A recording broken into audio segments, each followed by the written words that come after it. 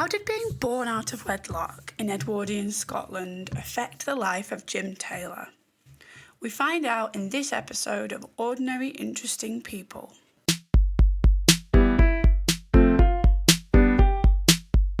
Our story begins in 1909 in the rural village of Tarland in Aberdeenshire, which is in the northeast of Scotland.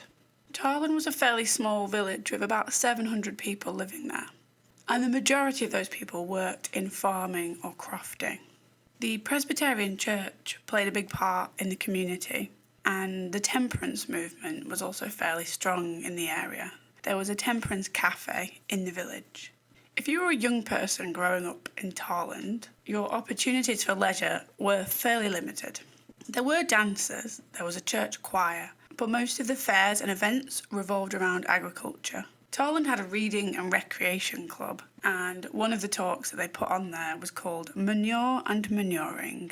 So we can imagine there wasn't a great deal to do for the teenagers of the area. We do know that in 1884, Jim Taylor's grandfather, John Skeen, put on a farce to raise money for gas lighting for the village. We know this because he was actually taken to court for copyright infringement. And sadly, despite the fact they raised £6 towards the gas lighting, they had to pay £4 for the copyright infringement. In Tarland, there was a farm called East Pett Farm. This was run by a man called Alexander Troop.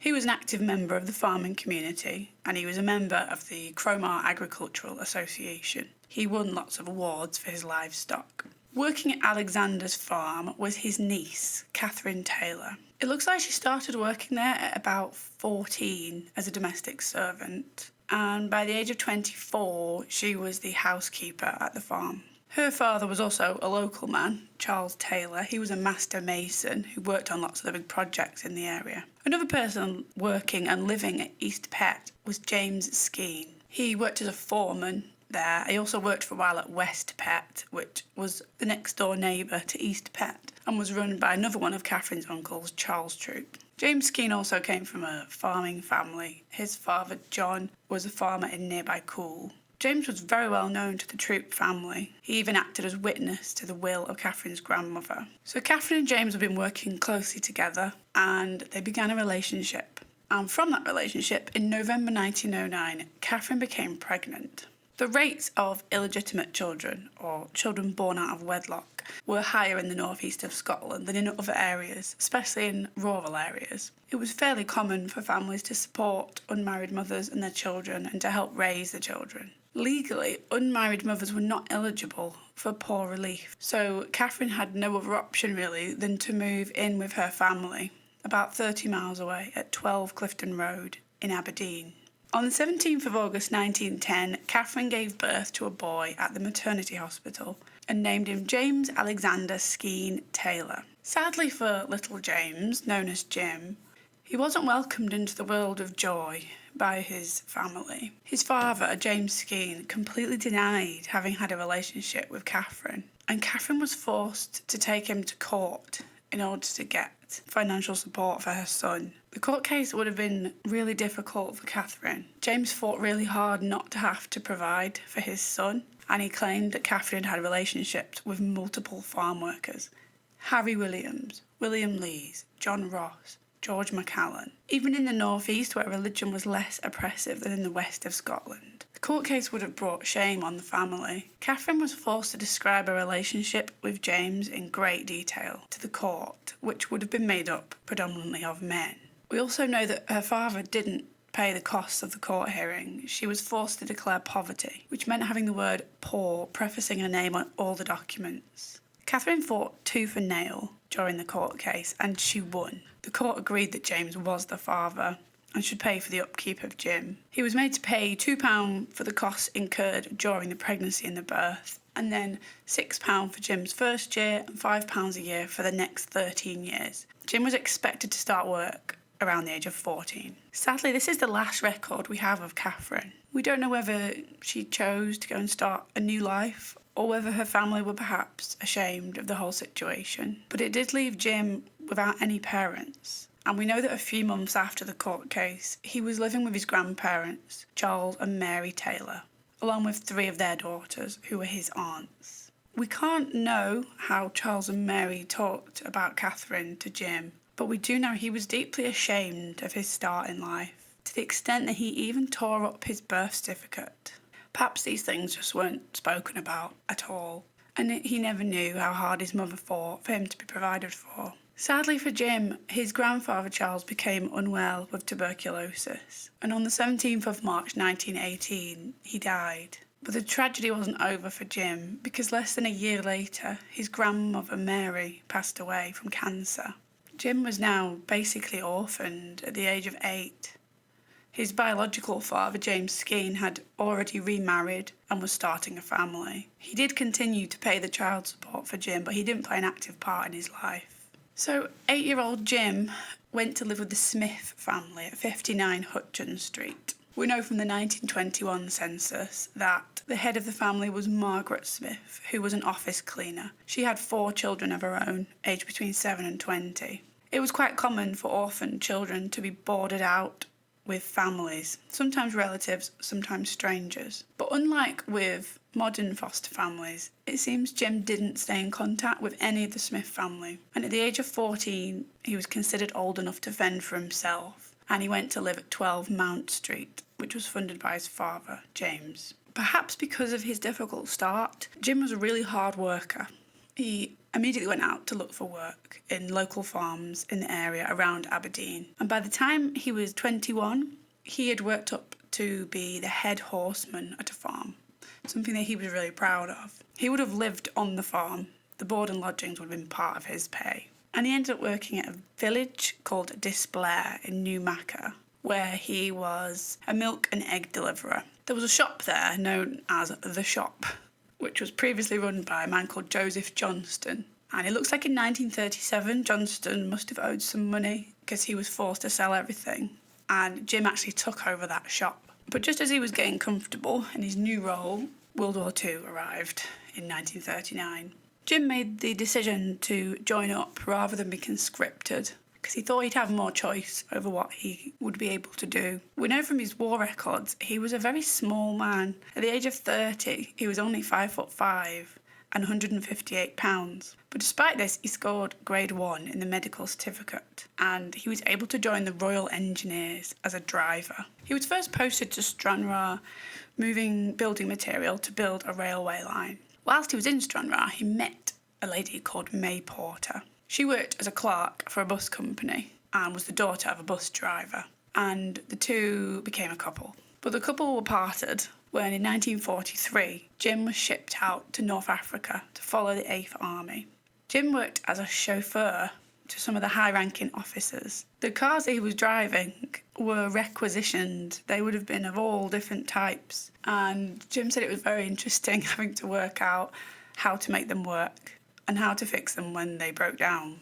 So after the Axis forces in North Africa surrendered, Jim was then sent to Italy, where he transferred to the military police, and he became a Lance Corporal. His role there was to work with the civilian authorities to challenge the black market. Italy was in chaos at the time. There were displaced people, there was equipment coming in and out, and it was difficult to keep on top of the black market activity. One exciting incident for Jim during that time was that he was manning a roadblock when a lorry containing contraband smashed straight through the barrier. Jim hopped onto his motorbike and he gave chase. Unfortunately, the roads there were very damaged and the bike hit a pothole. He was thrown off. He was hurt quite badly and he was hospitalised.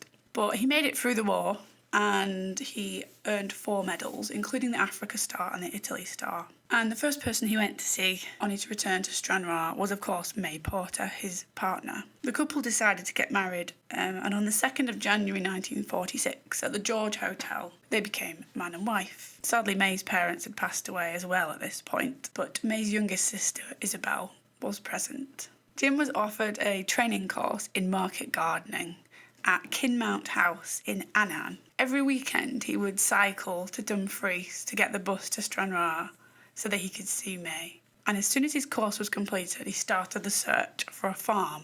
They didn't have a great deal of money, so they looked in the area of Accrington in Lancashire, where some of the farms were more reasonably priced. They also had a bit of help from May's family. And in the summer of 1947, they moved into West Farm. It was a 23.5-acre farm that focused on dairy. It was about a mile away from town. The living conditions at West Farm were very basic. It did have electricity, but there was no running water. They had to pump the water by hand from a well. There was no toilet, so they used a bucket in the shed, which was in the yard, and in the winter the bucket would freeze over. There was of course no light in this shed, so they used to use candles, and when the candles ran out they would sometimes use birthday candles. There were drainage problems as well. Sometimes the living room would be flooded. So initially May decided to stay in Stranraer, to keep working at her job to bring the money in, but probably also to avoid having to come and live in this very basic farm. But Jim seemed undeterred by the lack of comfort. He was a very determined man. He wanted to make a success of it. I found a surprising news article from about 6 months after Jim moved in. Jim had a neighbour called Thomas Keane, who was an 80-year-old Irishman who lived on his own. The two farms were about half a mile away from each other, so they saw each other often. On New Year's Eve, Jim went to Keane's farm for business, but the house was locked. So he went round to look for him. He checked inside the barn and saw what he thought was a bundle of rags on the floor. On closer inspection, he discovered the partially eaten remains of Mr. Keane. There was a dog near the body, which appeared to be well fed. It seemed that Mr. Keane had died of a heart attack, and then, assuming that nobody was there to feed the dog, the inevitable had happened. But it must have been very grisly for Jim to witness. And it made me wonder how May felt hearing that story when she was about to come and live at the farm. So, as all farmers know, farming life is hard. There are not really any holidays, there are no days off. The days start incredibly early to milk the cows. They would have then bottled the milk, delivered it to the customers, then had to wash and sterilise the bottles and the equipment, and then all the other farm work would have happened in the afternoon before the evening milking. When Jim was 38 and May was 41, the couple brought a son into the world, William Alistair Skene Taylor, known as Alistair. They would have had no family nearby, but they somehow managed to bring up a young child and run the farm for many years. They made lots of improvements. They dug a reservoir to create a reliable water supply. They got their dairy business licensed, and they replaced the old horse with a van and a tractor. The farm was successful, but the work was dangerous. In one instant, Jim was dragged across a field by a mowing machine. There was blood everywhere. He was taken to hospital, and the next day he went back to work because he had no other option. And when Alistair reached the age of 12 or 13, May started to become quite unwell from the relentless hard work. So Alistair had to step up and do even more work in the dairy before going to school each day. By 1963, they finally decided the hard work was too much, so they just chose to sell up. But they weren't ready to rest. They bought a newsagent's at 59 Plantation Street in Accrington. The shop was at the front of a 2-bed terrace, with the family living in the back room and upstairs. It was very cramped, but having a bathroom with a toilet indoors and central heating must have felt like luxury. Jim's work ethic, however, had not changed. The shop was open 7 days a week, 12 hours a day, with a half day on a Sunday. They did have 1 week off each year, plus Christmas Day, Boxing Day and Good Friday, which must have been a really lovely change. We know that Jim's early life had sadly made him quite distrustful of strangers, and he refused to employ anyone to help out in the shop, which meant that all of the work was on the shoulders of Jim, May and Alistair. By a weird coincidence, one day somebody came into the shop who recognised Jim from his time when he lived with the Smith family in Aberdeen. This man was so happy to see Jim, wanted to find out how he'd been doing, and Jim denied knowing him. He didn't want his son to find out that he was illegitimate. So even years after the events, he was still carrying this shame with him. May was a natural shop manager and started to take over the responsibility from her husband, and the family did get to enjoy some luxuries. They had new cars and trips abroad. The hard work seemed to have paid off. And by 1975, their son Alistair had been to university and married his partner Leslie, who was the daughter of a government official who was born in Singapore. Jim and May decided it was time to retire. They moved back to Annan, where Jim had trained as a market gardener.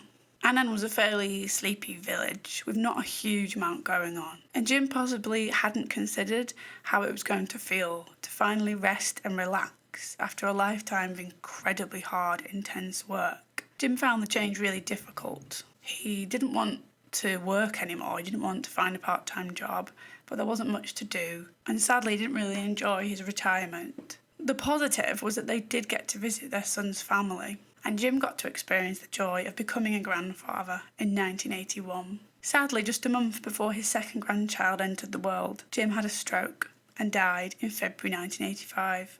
He's buried in Annan. This story comes from one of our viewers, and I want to say a big thank you for all the information that they provided and for allowing us to make this video about their family member. Let me know in the comments if you enjoyed this story, and contact us if there's anyone you would like to see featured on the show. Thank you so much for taking the time to watch the video.